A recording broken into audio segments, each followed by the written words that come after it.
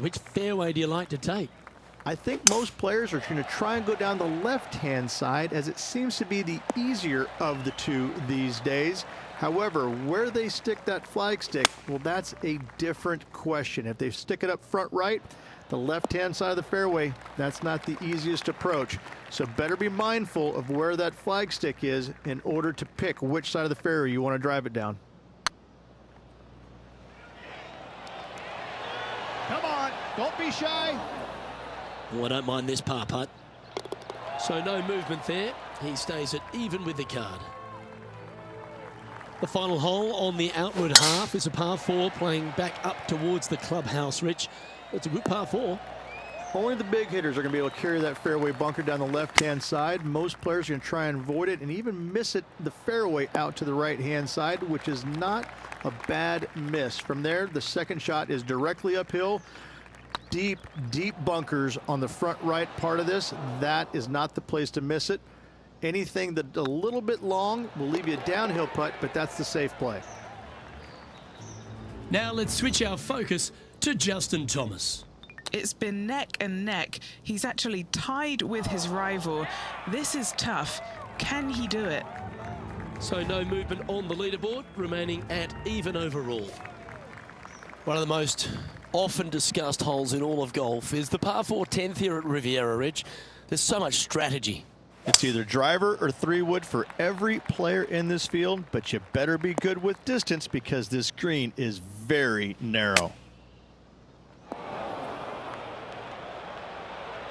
And that's the line in the sand.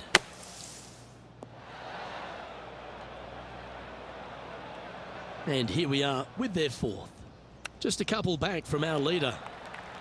Well, Rich, from where I'm sitting, this looks makeable. Do you agree? I really can't say I'm a fan of their chances on this one, Luke, but I tell you what, I've been wrong once before. Now let's head over and see what JT's been doing. He's 1 stroke in front of his rival so far today. Great stuff. Now 3 strokes back after that hole.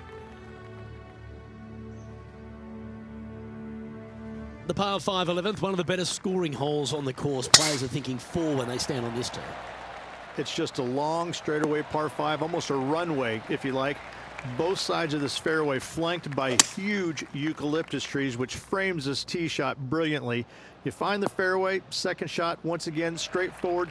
You must avoid that bunker front right at all costs. That is deep and nasty. You're not going to enjoy being in there.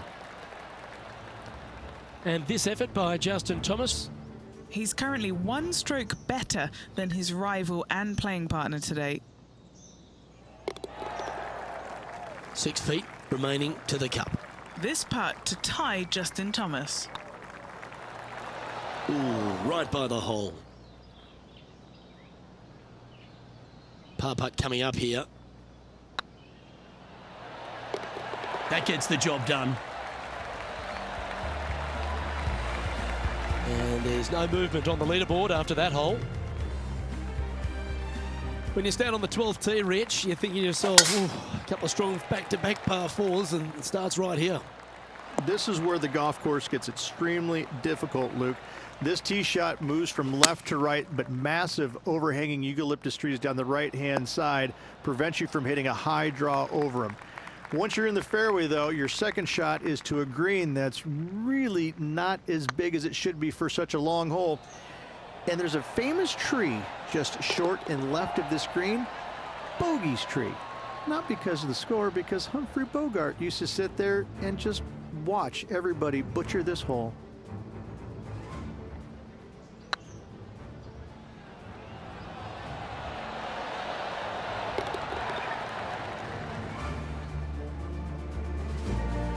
And with that now, back to level par.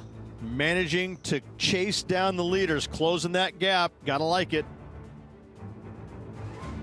Rich, the 13th hole. Slightly different look off the tee.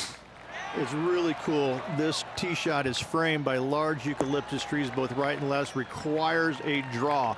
Nothing else to do. You have to move this golf ball from right to left off this tee. If you do it correctly, well, that golf ball could chase down there miles down this fairway. You find the fairway down there, you're going to love the second shot. The difficulty gets when the pin is all the way back left in this little peninsula. You miss it a little bit left there, you're going to find the barranca, and you're probably going to find a bogey or worse. Not sure if they understood the lie of the land there, Rich. And there it is. The leader now has a one-stroke advantage. The 14th, Rich, I know it's dear to your heart, the par 3. You made an ace there in tournament history, won a car. How do you tell the players to play it? Hit a 7-iron, a high little draw 7-iron, and 2 hop it right in the hole, Luke. That's what I suggest. That makes it easy. Attaboy, good shot. Now let's switch our focus to Justin Thomas. He's trying to pull ahead in this group rivalry. Let's see what happens. Let's catch up with the current proceedings. Well, this will be a big putt to make. A birdie always nice, but particularly when it's a 2.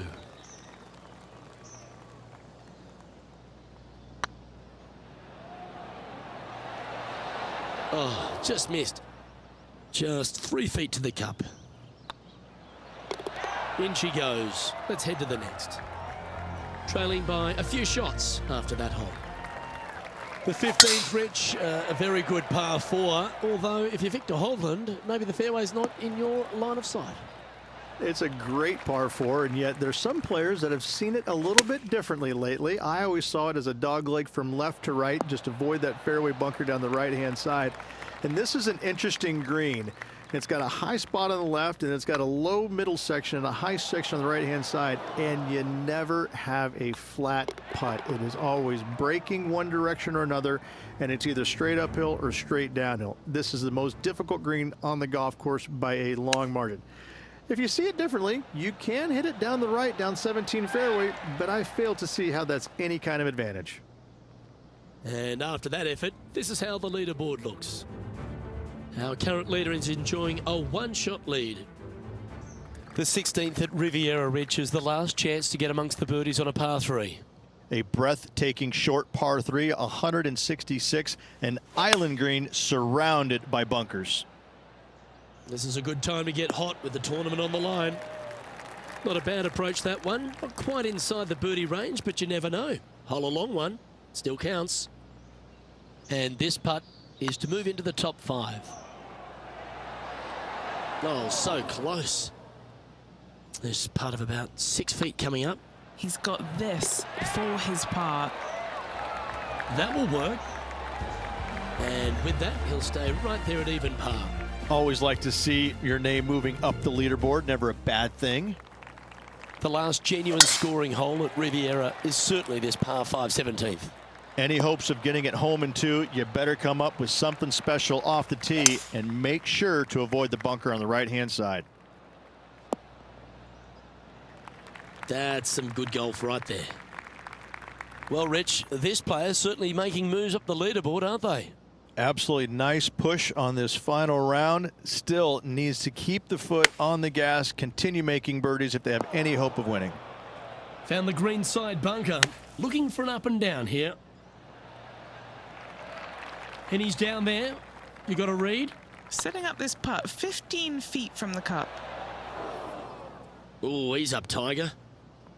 Just a 4-footer remaining. Don't want to miss it. Could be costly. Now let's head over and see what JT's been doing. He's 1 stroke in front of his rival so far today. Great stuff. Gee, that'll keep the momentum rolling, Rich.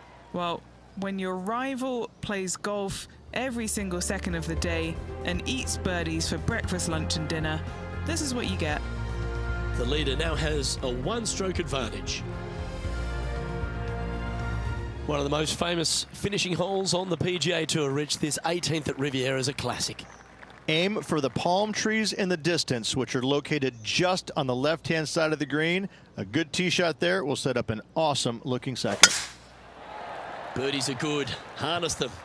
Block the bogeys. They're bad.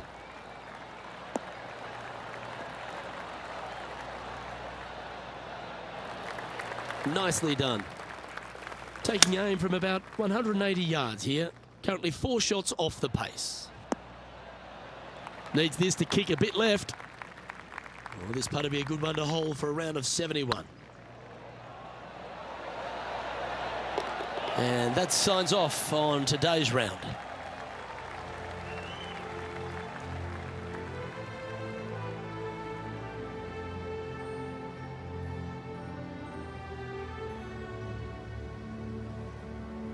That's a shame. They came oh so close to what would have been an incredible comeback victory. The stories that we could have told if they completed the victory would be endless. Unfortunately, not getting it done, but still, what a performance on this final round.